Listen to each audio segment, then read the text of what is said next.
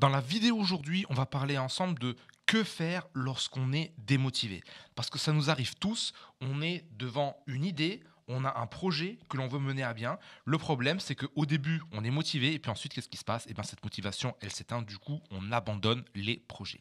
Avant de commencer, si c'est la première fois que vous atterrissez sur cette scène, sachez que ici, on aide les entrepreneurs musulmans à bâtir un business en conformité avec leur éthique. Si c'est la première fois que vous vous retrouvez ici, n'hésitez surtout pas à vous abonner pour ne rien rater des prochaines vidéos. Alors, on a tous été dans ces cas où, par exemple, on a une idée de business ou bien tout simplement, c'est une personne autour de nous qui nous donne une idée. Et puis ensuite, qu'est-ce qui se passe? Sur le coup, on va dire l'excitation, elle est à son pic. On est là, on est super motivé, on se dit, ah ouais, ce truc-là, il va potentiellement changer ma vie. Ce truc-là, il va me permettre justement d'être indépendant. Ce truc-là, il va permettre justement de réaliser en fait, enfin, mes objectifs. D'accord? Et puis ensuite, qu'est-ce qui se passe? Eh ben, le truc, c'est que c'est super intéressant parce qu'après, qu'est-ce qui se passe? Eh ben, qu'est-ce qu'on fait? On retombe. On retombe, on retombe. Et donc après, la durée qu'il y a entre le fait de retomber, du pic, bah, ça peut bien évidemment dépendre, hein. Pour certains, ça peut être quelques heures. Ça peut également aller jusqu'à quelques semaines, voire quelques mois, d'accord. Mais le truc, c'est qu'après, on se retrouve, on va dire, dans un truc. Et cette idée-là, ce qui est bizarre, parce que l'idée, elle n'a pas changé, hein, elle reste exactement la même. Mais la perspective qu'on a de cette idée, elle a complètement changé. Donc c'est-à-dire qu'au début, on voyait cette idée comme le truc de fou, qui va totalement, on va dire, changer notre vie. Mais le truc, c'est que après, qu'est-ce qui s'est passé? Et ben en fait, maintenant, cette idée, c'est juste une idée normale. Et puis du coup, on va dire, on la laisse filer.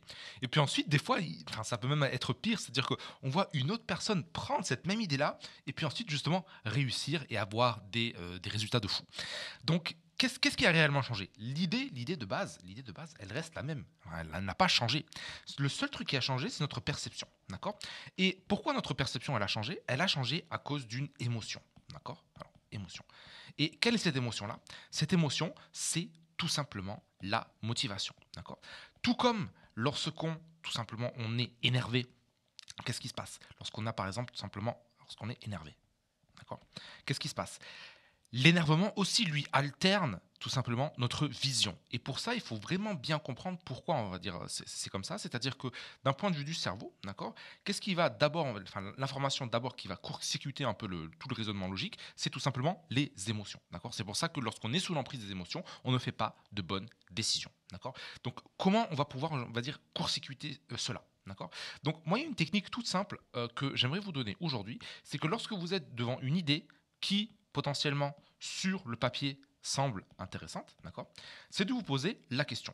C'est tout simplement de vous poser la question, quels sont tout simplement les avantages, d'accord, de cette idée-là, d'accord, et quels sont les inconvénients, d'accord. Et ce que vous allez faire, c'est simplement dire lister. D'accord. Donc là, par exemple, voilà, j'ai tel avantage, j'ai tel avantage, j'ai tel avantage, j'ai tel avantage, j'ai tel avantage, j'ai tel avantage. D'accord. Et puis ensuite, là, vous allez vous demander, ok, donc là maintenant, j'ai plus de motivation, mais pourquoi on va dire je suis plus motivé? Qu'est-ce qui se passe? D'accord. Donc on va essayer d'éliminer, et enfin déjà de lister, d'accord, de voir, on va dire, tous ces inconvénients-là. D'accord.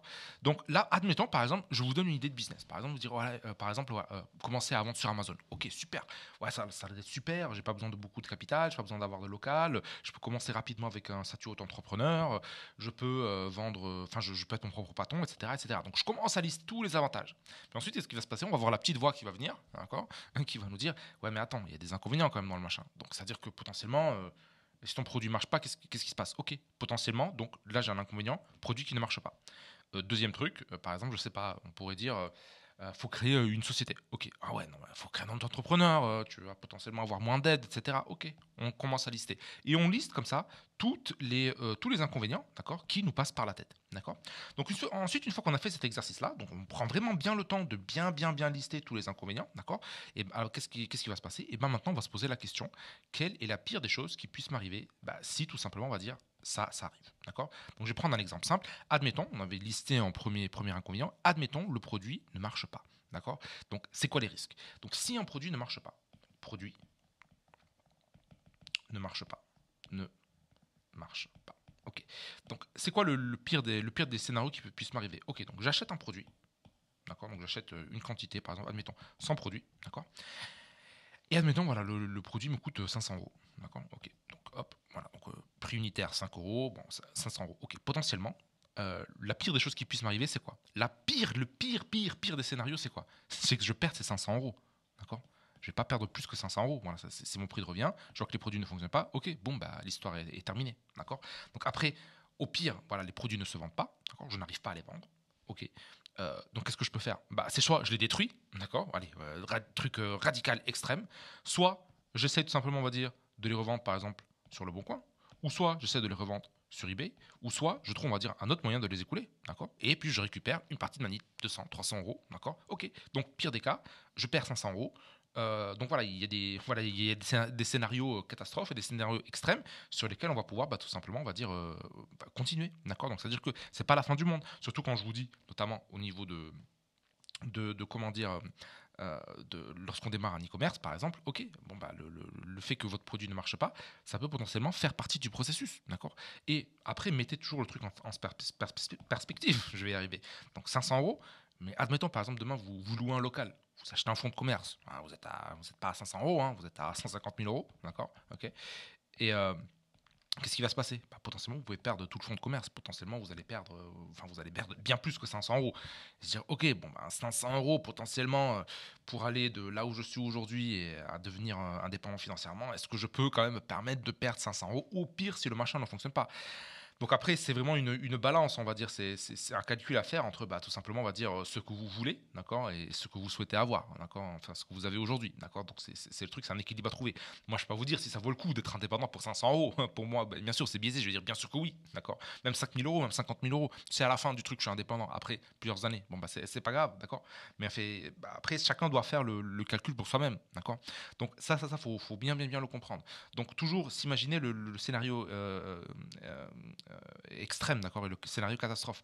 Parce que potentiellement, par exemple, si on est dans l'histoire des produits e-commerce, d'accord, toujours se dire que voilà, ça fait partie du processus et ne jamais, on va dire, risquer plus que ce que vous êtes à l'aise de risquer. Par exemple, si c'est clair que si vous avez uniquement 500 euros et que les 500 euros là que vous allez investir dans votre stock, ça va vous permettre de payer votre loyer.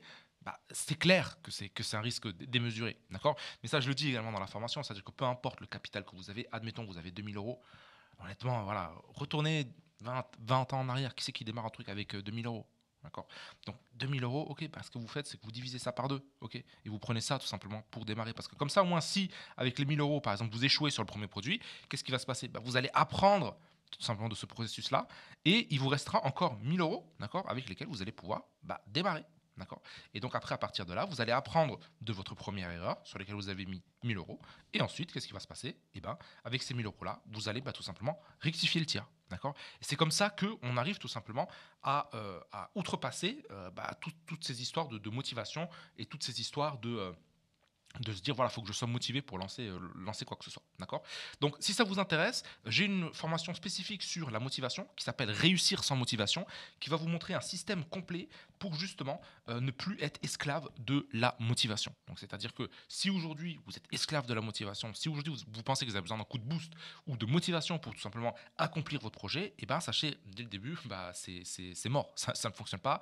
Vous l'avez très certainement déjà expérimenté dans d'autres domaines de votre vie, d'accord. À chaque fois que vous êtes esclave de la motivation et que vous avez besoin de motivation pour avancer, et le problème, c'est qu'est-ce qui se passe? C'est qu'il y a des choses qui vont se passer dans votre vie. Donc, soit vous n'avez pas envie, vous n'êtes pas d'humeur, vous êtes fatigué, donc vous allez avoir des obstacles, d'accord. Soit c'est par exemple un événement familial, d'accord, qui fait que voilà, vous n'avez pas envie, vous n'êtes pas dans le truc. Soit on va dire, il y a d'autres obstacles qui vont se dresser au fur et à mesure sur votre chemin, d'accord.